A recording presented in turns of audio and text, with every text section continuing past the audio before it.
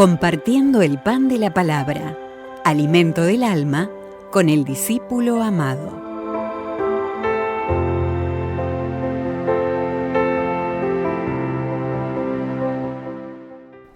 Lectura de la primera carta del apóstol San Pablo a Timoteo. Yo, Pablo, apóstol de Jesucristo por disposición de Dios nuestro Salvador y de Cristo Jesús, nuestra esperanza, te deseo a ti, Timoteo, mi verdadero hijo en la fe, la gracia, la misericordia y la paz de parte de Dios Padre y de Cristo Jesús, Señor nuestro.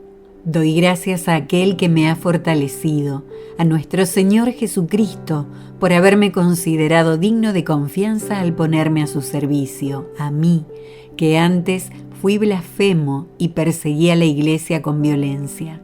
Pero Dios tuvo misericordia de mí, porque en mi incredulidad obré por ignorancia, y la gracia de nuestro Señor se desbordó sobre mí al darme la fe y el amor que provienen de Cristo Jesús.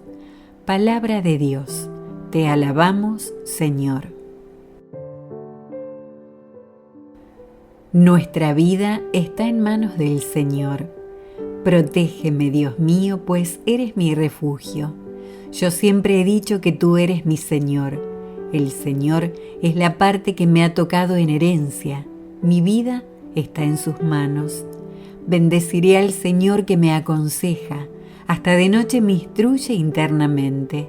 Tengo siempre presente al Señor y con Él a mi lado jamás tropezaré. Enséñame el camino de la vida.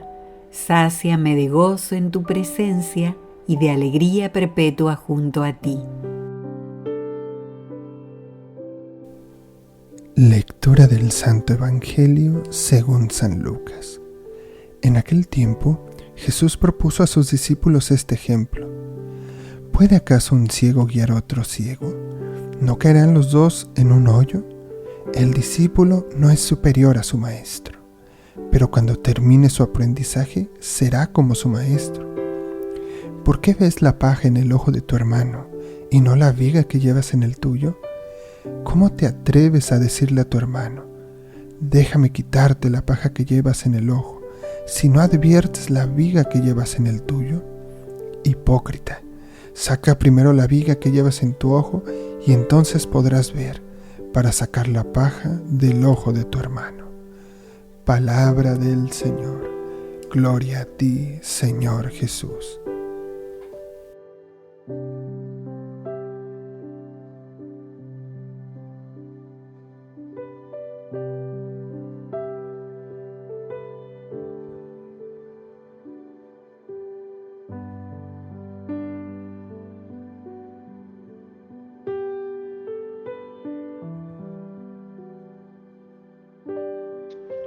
Queridos hermanos, una de las cosas que más nos cuesta reconocer son nuestras limitaciones.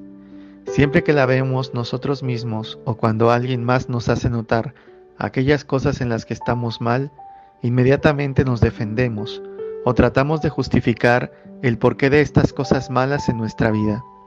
Sin embargo, cada vez que vemos un error en nuestra vida, lejos de sentirnos avergonzados, tenemos que sentirnos agradecidos con Dios y con los hermanos que nos hacen posible ver este error, porque el poder verlo es el inicio de una posible liberación.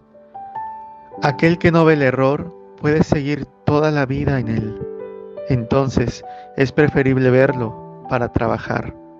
En la primera lectura escuchamos cómo San Pablo se siente muy agradecido con Dios, que lo ha mirado con misericordia, y señala que él antes era un blasfemo, un perseguidor y un insolente. Pero añade: porque obré con ignorancia de mi infidelidad.